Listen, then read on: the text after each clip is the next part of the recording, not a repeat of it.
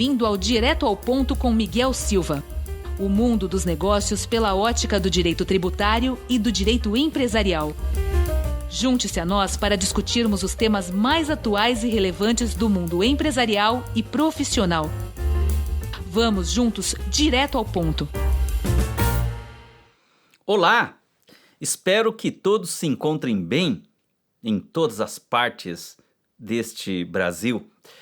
Tratemos neste podcast da MP 1202 de 2023, sim, a polêmica medida provisória que traz a reoneração pelo INSS da folha de salários, revelando uma marcha da insensatez do governo federal. De fato, o Brasil não é para amadores, prenunciava o grande maestro Tom Jobim. Como amplamente noticiado, o Executivo Federal publicou, no calar do ano de 2023, exatamente na data de 29 de dezembro, a MP 1202, surpreendendo e causando estranheza até ao presidente do Legislativo, Rodrigo Pacheco.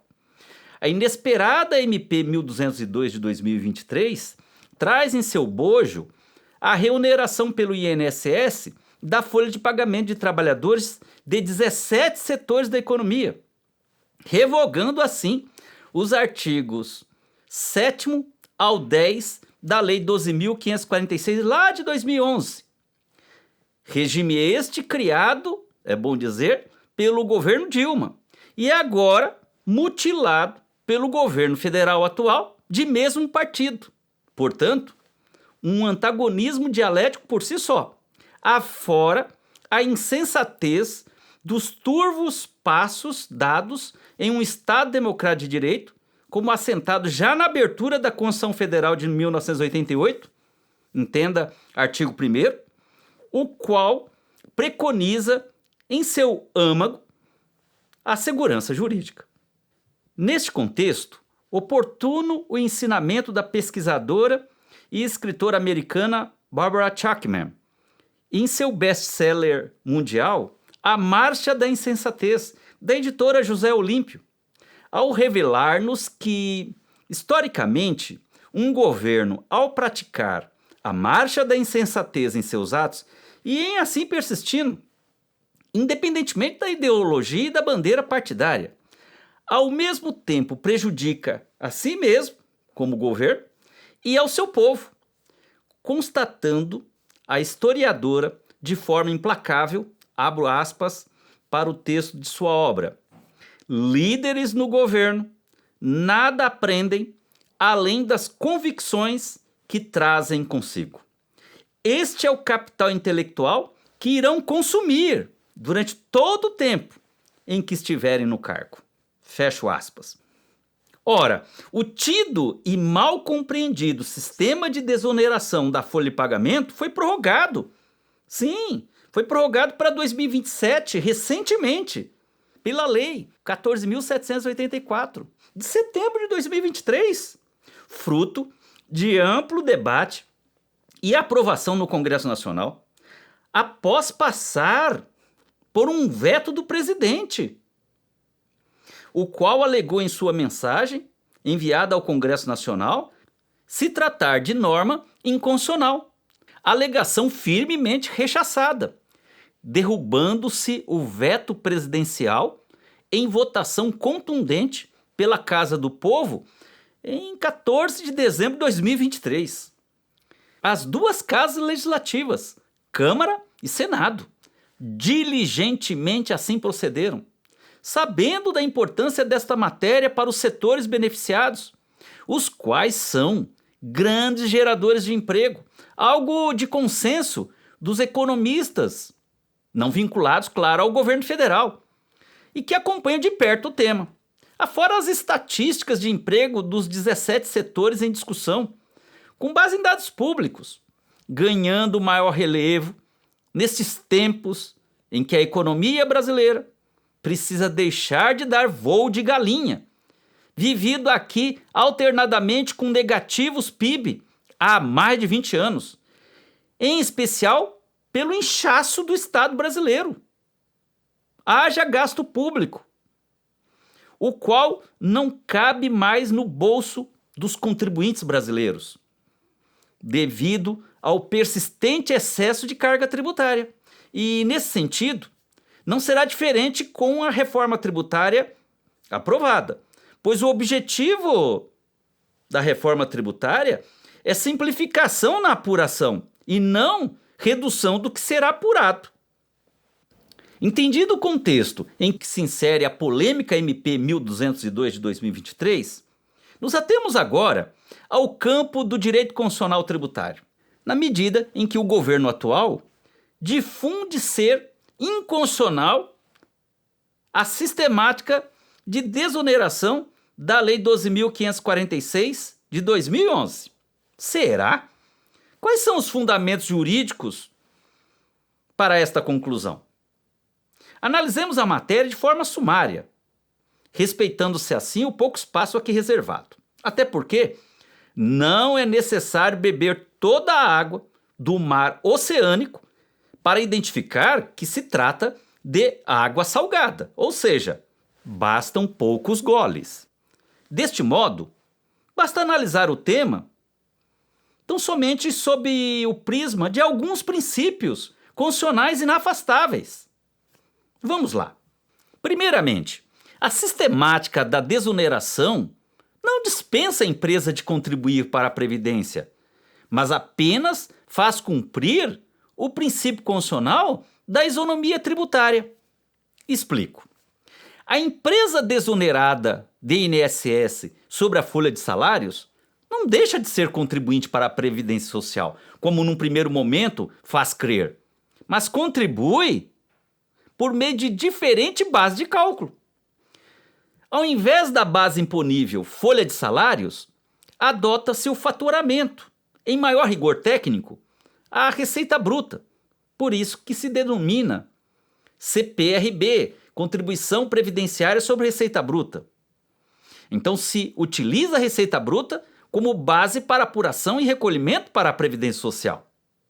Isso vai ao encontro do fiel cumprimento do princípio constitucional da isonomia tributária, denominado também como princípio da igualdade, lecionado com didatismo pelo ilustre Rui Barbosa, alertando a todos sobre o cumprimento efetivo dessa cláusula pétrea, que apenas ocorrerá se tratarmos desigualmente os contribuintes desiguais.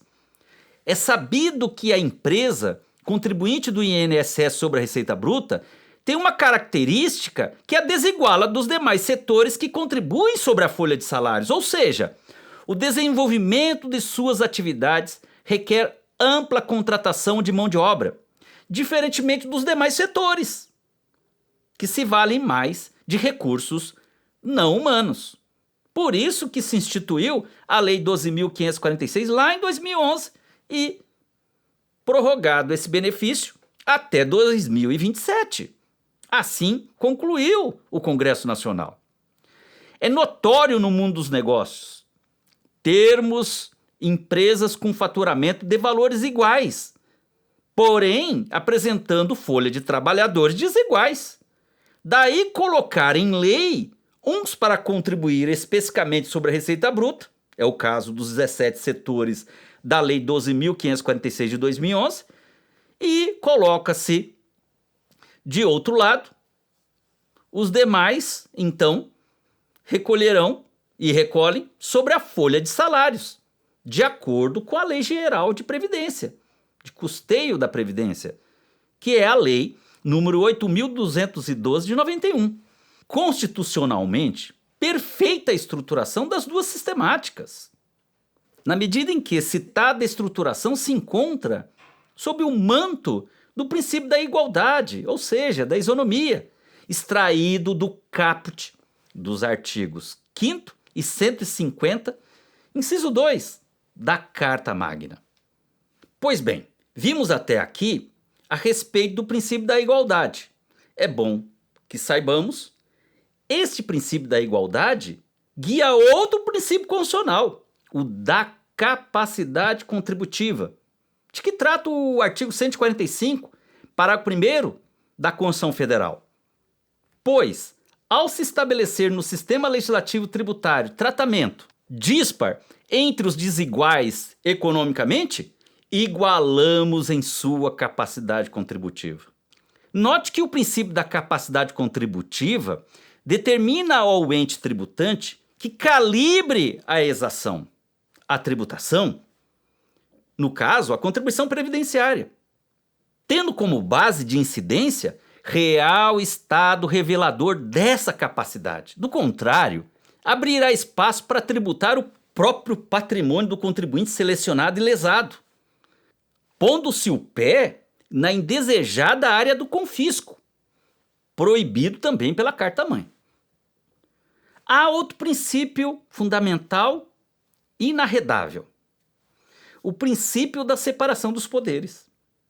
Sim, pois expressa o artigo 2º da Constituição Federal de 88 serem poderes da União o Legislativo, o Executivo e o Judiciário. Sim, são 3 entes públicos que agem com independência e harmonia entre si. Nesse diapasão, temos o artigo 62 da Carta Magna, que em seu texto, está expresso lá, inviabiliza o envio de medida provisória ao Congresso Nacional como a de número 1202, aqui analisada.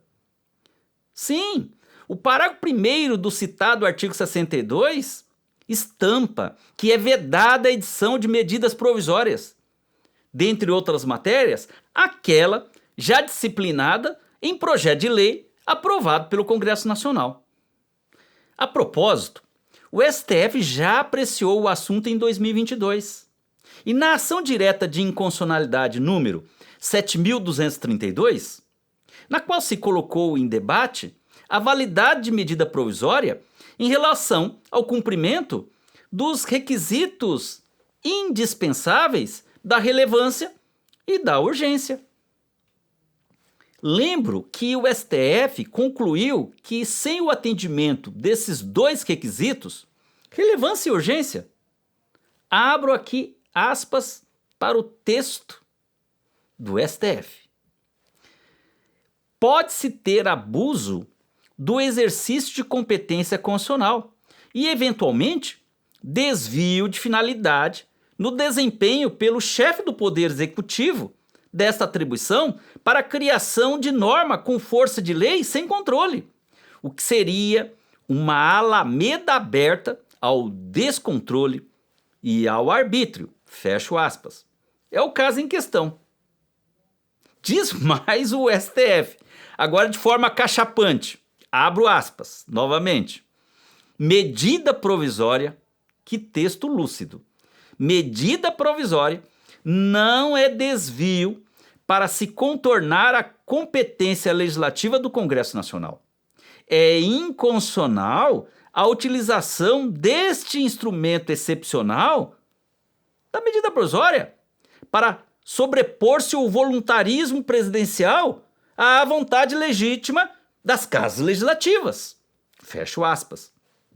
Diante de tudo isso, ainda bem que há solução para a insensata MP 1202 de 2023. Basta o Poder Legislativo, representado pelo Senado, exercer a sua prerrogativa de igual poder soberano e independente perante os demais poderes, devolvendo a medida provisória ao Poder Executivo, fiel ao que consta no regime interno do Senado, em seu artigo 48, inciso 11, como já ocorreu em outras oportunidades, ou seja, não será a primeira vez, como, por exemplo, a refutada MP número 1068 de 2021. É fato que o Executivo agiu de um lado com soberba, confiando que o Poder Legislativo, de outro lado, adotaria postura não digna consigo mesmo. Ou seja, agiria o Congresso Nacional de forma autodepreciativa diante de toda a sociedade brasileira. Nesta conjuntura, o Congresso Nacional deve se pautar pela teoria da mediania de Aristóteles. Portanto, a virtude está no meio, na solução equilibrada, pois, diante de atitude extrema do governo federal, o presidente do Congresso, bem como do Senado, ele que preside o Congresso e ao mesmo tempo o Senado, deve virtuosamente devolver a MP ao Executivo, afastando a dicotomia do caos. De um lado, a cegueira da soberba governamental e de outro, a pretensa autodepreciação do Legislativo, adotando-se a postura de altivez identificada na devolução da MP ao Poder Executivo, afastando de pronto o caos e retomando celeremente a ordem proporcionada pela segurança jurídica. A palavra final é do presidente do Congresso Nacional. Esperamos que ele não se furte da sua atribuição e devolva com equilíbrio ao Executivo a MP 1202, sob pena de fragilizar a Casa do Povo, de quem tanto se espera, não permitindo o avanço da marcha da insensatez governamental.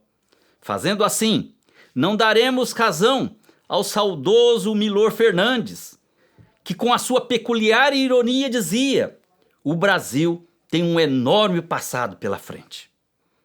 Que nesta oportunidade esteja equivocado e inesquecível escritor, ajustando-se à rota com a dignificante decisão do presidente do Senado pela devolução da MP 1202 de 2023.